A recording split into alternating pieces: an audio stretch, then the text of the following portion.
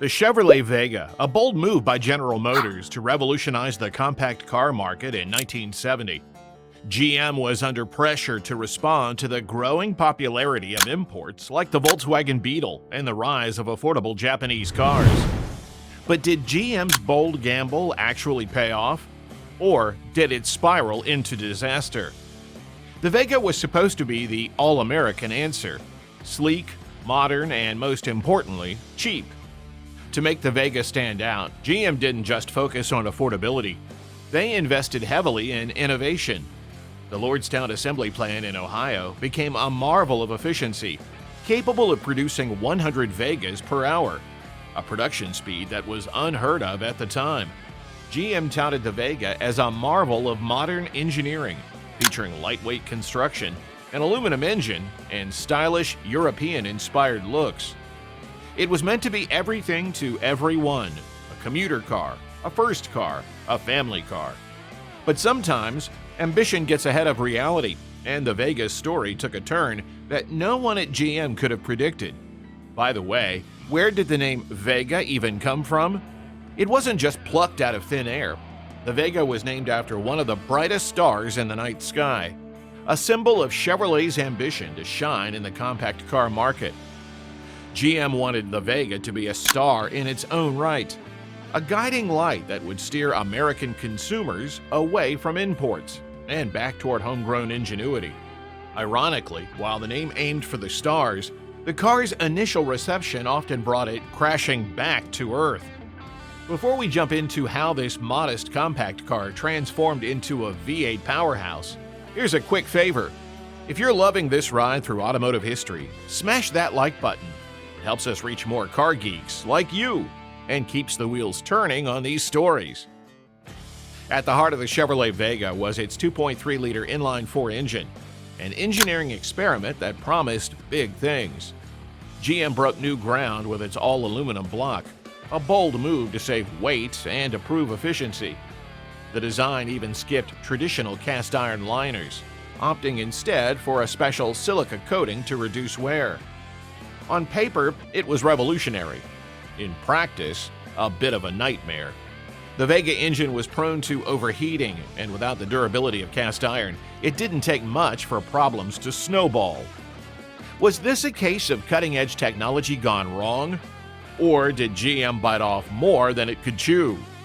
Warped cylinder heads, blown gaskets, and oil consumption issues became a frustratingly common story among Vega owners. Beyond the aluminum engine block, the Vega introduced a few bold design elements that deserve a spotlight. Its unibody construction gave it a sleek and modern look, while the long hood and short deck mimicked the proportions of a sports car.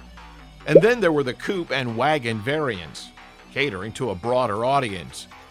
For the adventurous, there was even a panel delivery version, which is probably the quirkiest option GM ever offered for a car that was meant to rival the Beetle. Still, the lightweight platform and peppy performance intrigued a particular crowd: tuners and speed enthusiasts. For them, the Vega wasn't a flawed commuter car. It was a blank canvas with untapped potential. This is where Joel Rosen and his team at Motion Performance came in, known for transforming Chevrolets into high-performance monsters. Rosen saw the Vega's compact size and lightweight frame as the perfect recipe for a sleeper car.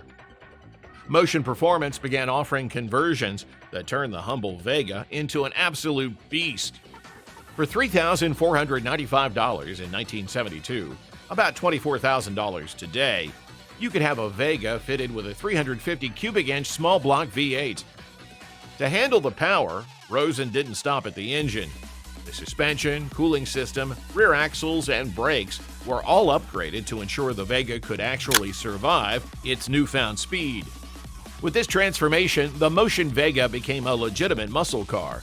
It could rip through the quarter mile in the low 13-second range, a time that left many larger and more expensive muscle cars eating its dust. This wasn't just an engine swap, it was a statement. At a time when muscle cars were under threat from emissions regulations and skyrocketing insurance premiums, the Motion Vega showed that big performance could still come in small packages. Motion Performance didn't just offer a one-size-fits-all V8 swap. Customers could pick from several options tailored to their need for speed.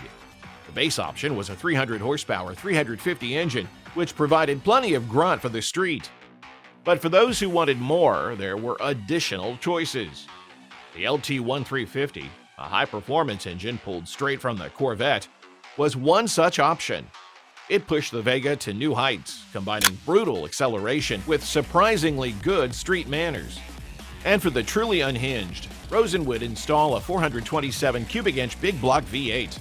Yeah, you heard that right. A big block engine in a Vega.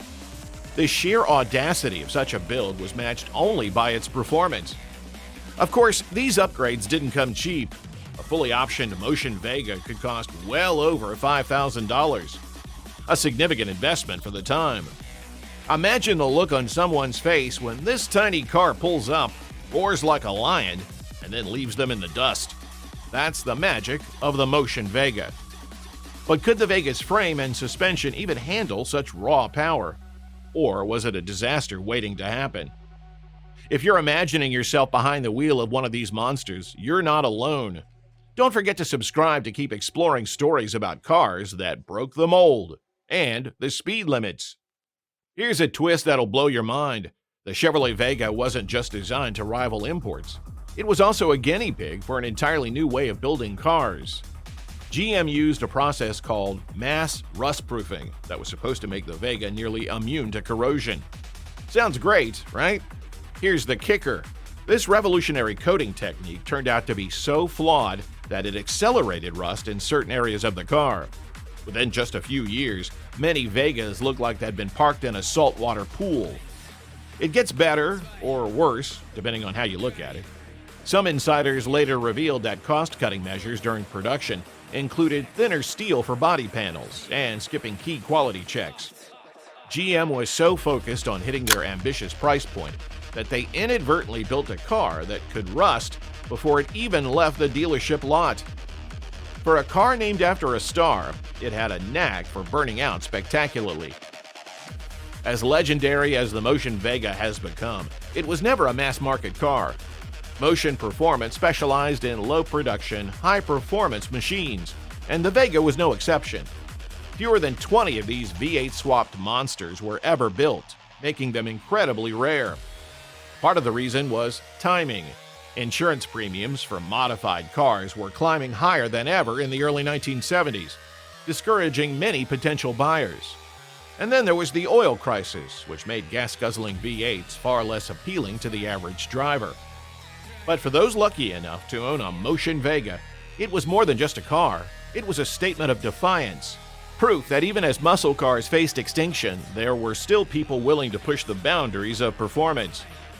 The legacy of the Motion Vega endures as a testament to the creativity and daring of the muscle car era. It may have started as an economy car, but with a little help from Joel Rosen, the Vega became one of the most unique performance machines of its time.